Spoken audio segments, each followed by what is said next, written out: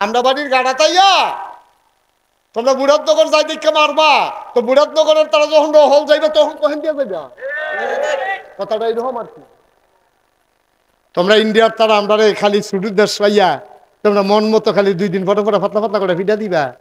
তোমরা যখন আবার হেবেল যাবে তখন আমরা যে রিটা আমরা স্টার্ট সেইটা কিতা করবা। এই কথাগুলা বলার ছিল।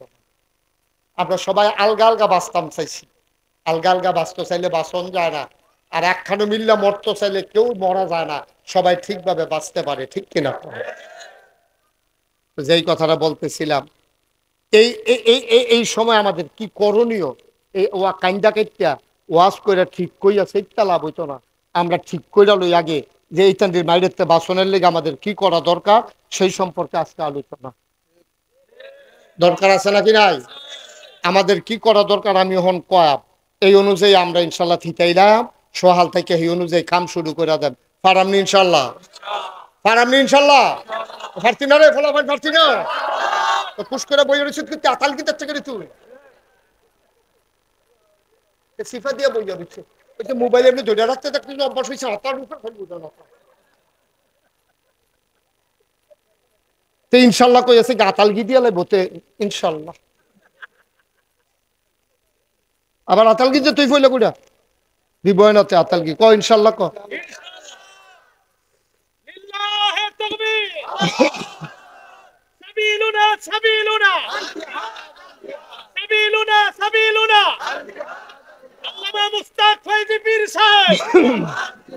সবাই কোনা আমিন। তোমরা টেহা হাওলাত নেওয়ার সময় একরকম, ফেরত দেওয়ার সময় আরেক রকম। তোমরা ব্যবসাও করো, সুদেও টেহা লাগাও, অথচ আল্লাহ আহাল্লাহুল বাইয়া ওয়া হাররামার রিবা। আল্লাহ ব্যবসা ছেলে বসো, তারেও বসাও। একটা লোক উঠবেন না, জরুরি আলোচনা আছে আজকে, অতি গুরুত্বপূর্ণ আলোচনা, নইলে কপালও মাইর আছে। এমনি মাইর খাওয়ার পরে ওতে উঠে হেন মাইরের চার্য বাস্তব ইনশাআল্লাহ। সবাই পড়ো আমিন। আল্লাহ কয় পরিপূর্ণভাবে ইসলামে আসো, মান্লাহুল মাওলা ফালাহুল কুল, যার জন্য আল্লাহ তার জন্য সব।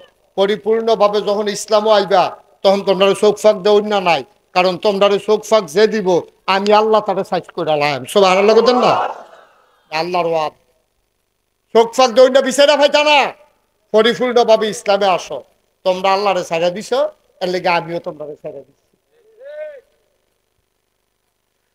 মুসলমান মন দিয়ে শুনো রে ভাই, আল্লাহর জিম্মা থেকে তুমি যদি ছুটে যাও, সাদা কাগজ কলম দিয়ে লেখে নাও, আল্লাহ যদি তোমাকে ছেড়ে দেয়, তোমারে বাঁচানোর মতো কোনো শক্তি আর দুনিয়াতে নাই, ঠিক কিনা?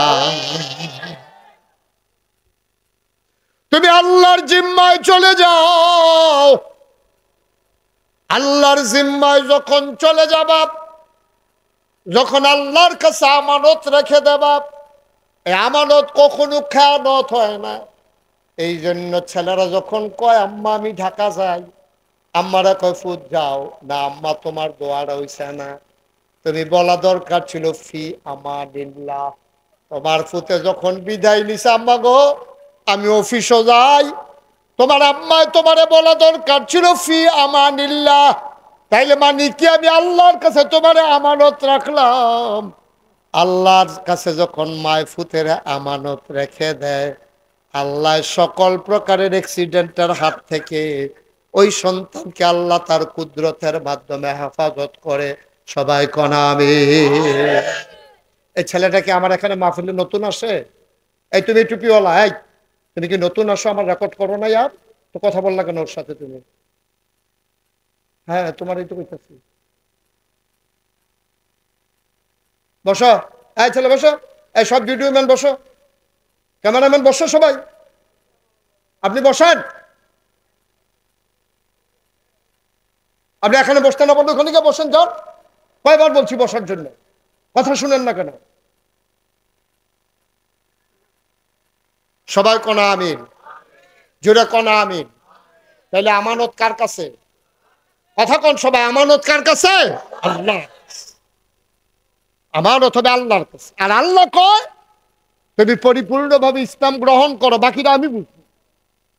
আমরা হইলাম চৌখাটো তরুণ না মানুষের মতো। ঘরের ভিতরে বৈঠক চলতে আছে, ফলাফল দেখবেন ঘরের দরজার মধ্যে হালাম দিয়ে খেয়ে দিচ্ছে। আচ্ছা, এবার ঘরের দরজাটা বন্ধ করবো, আপনার কি তা কখন লাগবো? আপনারও কইতে বউ তুমি হইলে ভিতরাইও না হইলে বাইরে যাও। মাজ্জা সাত খেলুই ঋষি গুত্তা আল্লাহ আমরা কাফা তো মেনুনা বিবাজিল কেতাবা তাকফুরুনা বিবাজ। এই মুসলমান পরিচয় দাও, তোমরা কি কিছু অংশ মানো কিছু অংশ মানো না? তোমরা এই চৌখাটো খেলুই ঋষি কেন হইলে ঘরের ভিতরাইও নাইলে বাইরে যাও। উদখুলু ফিস-সিলমি কাফা, পরিপূর্ণভাবে ইসলামের ভিতরে প্রবেশ করো। এরপরে এটা হইলো আল্লাহর হুকুম। সুবহানাল্লাহ বলবেন না? আমরা নামাজের সময় আল্লাহরে মানি, নামাজের তে বাড়ি আর আল্লাহ মানি না, ঠিক কিনা কর?